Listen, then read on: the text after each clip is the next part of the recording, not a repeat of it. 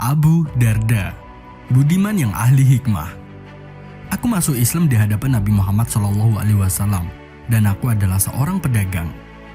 Aku ingin menggabungkan perdagangan dengan ibadah, tapi tidak berhasil. Karena itu, aku tinggalkan perdagangan dan fokus untuk beribadah. Kata Abu Darda, dikutip dari biografi 60 sahabat Rasulullah SAW karya Khalid Muhammad Khalid. Dia adalah Abu Darda radhiyallahu anhu, memiliki nama asli Uwaimir bin Malik. Namun, panggilannya Abu Darda. Lebih dikenal dari nama aslinya. Dia seorang sahabat Ansor dari kabilah Khazraj. Sebelum masuk Islam, Abu Darda adalah seorang yang terkenal menyembah berhala. Dia bahkan memberikan berhala itu pakaian yang bagus dan parfum yang mahal. Ia termasuk orang Ansor yang paling terakhir memeluk Islam.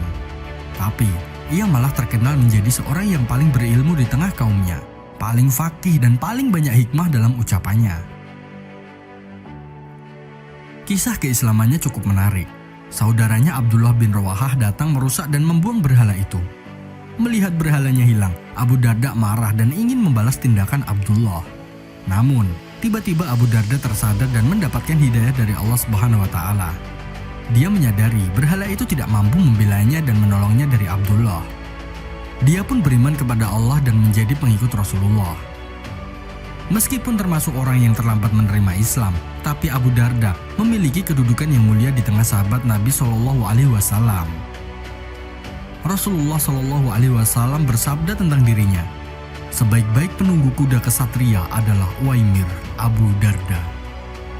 Beliau juga bersabda, dia adalah orang bijaknya umatku. Abu Darda adalah salah seorang dari 4 orang penghafal Quran di masa hidup Nabi SAW.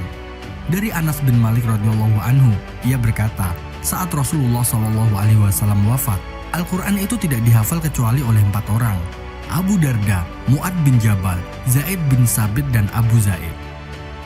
Sejak memeluk Islam, Abu Darda tak pernah berhenti belajar. Dia selalu merenung dan berpikir. Abu Darda berguru pada Nabi Muhammad SAW hingga dia menjadi seorang ahli hikmah. Di masa Nabi, pendapat Abu Darda sang ahli hikmah jadi pegangan umat Islam. Dia selalu menyeru kepada kebaikan. Janganlah engkau makan kecuali yang baik. Janganlah engkau bekerja kecuali yang baik. Dan janganlah makan kecuali yang baik, kata Abu Darda. Pada masa Khalifah Utsman bin Affan, Abu Darda dipercaya menjadi hakim di Syam. Dia menjadi hakim yang disegani. Janganlah membebankan kepada manusia yang sebenarnya tidak dibebankan kepada mereka. Jangan menghisap manusia mendahului Tuhan mereka, ucap Abu Darda. Dalam menegakkan kebenaran, Abu Darda tak pernah membenci seseorang. Baginya, setiap orang adalah bersaudara. Pernah suatu ketika, Abu Darda bertemu dengan seorang laki-laki yang berdosa. Semua orang mencelanya, kecuali Abu Darda. Aku hanya benci perbuatannya. Jika dia meninggalkan perbuatan itu, dia adalah saudaraku, ucap Abu Darda. Selain itu, Abu Darda juga dikenal sebagai ulama zuhud yang hidup di zaman Nabi Muhammad SAW. Dia juga bersahabat dengan Khalifah Umar bin Khattab. Suatu ketika, Khalifah Umar bin Khattab pernah mengunjungi rumah Abu Darda di Syam. Umar mendatanginya untuk mengetahui kondisi kehidupan Abu Darda di daerah tersebut.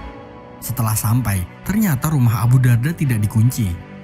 Kemudian Khalifah Umar masuk dan keadaan di dalam sangat gelap. Mendengar suara Umar, Abu Darda bangkit dan menyahut salam tamunya. Umar pun merasa terharu dan prihatin menyaksikan keadaan sahabatnya itu. Namun, ia menyadari bahwa Abu Darda hidup dalam kezuhudannya. Ia telah hampir sepenuhnya meninggalkan dunia dan kemewahan hidup. Mereka pun terlibat dalam pembicaraan yang serius. Mereka berbincang tentang persoalan agama, tata negara, dan sebagainya. Banyak yang ditanyakan Umar kepada Abu Darda yang ilmunya bagaikan air di dalam samudera yang luas. Karena keadaan di dalam rumah gelap, keduanya tak bisa melihat permukaannya. Hanya suara mereka yang terdengar. Dalam keadaan itu, Umar pun penasaran dan kemudian meraba alas duduk Abu Darda. Kiranya hanya pelana kuda yang keras. Diraba pula kasur tempat Abu Darda tidur. Yang kiranya isi kasur tersebut hanyalah pasir belaka.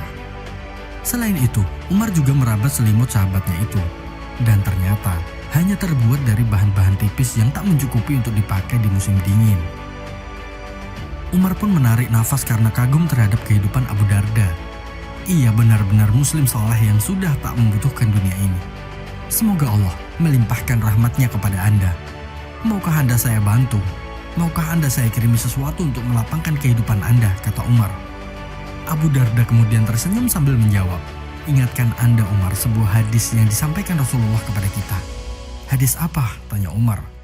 Abu Darda menjawab, bukanlah Rasulullah telah bersabda, hendaklah salah seorang kamu tahu tentang puncak dunia, seperti perbekalan seorang pengendara, yaitu secukupnya dan seadanya.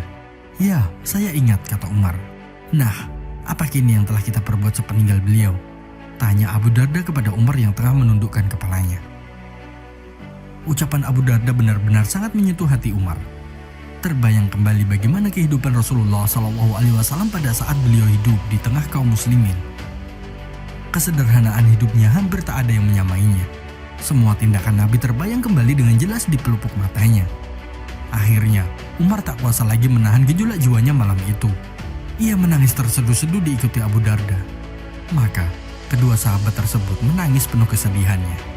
Jiwanya hancur luluh tak terkirakan lagi. Semakin teringat kepada Rasulullah, makin pedih hatinya. Keduanya menangis sampai subuh. Dunia yang mereka pijak bagaikan tak terasa lagi. Masya Allah, begitulah hidup dan segala keteladanan yang Abu Darda wariskan kepada kita. Abu Darda menghabiskan sisa hidupnya di Syam. Abu Darda, sahabat Nabi yang ahli hikmah ini meninggal dunia saat berusia 72 tahun. Hingga saat ini hikmah-hikmah dari Abu Darda masih digunakan umat Islam.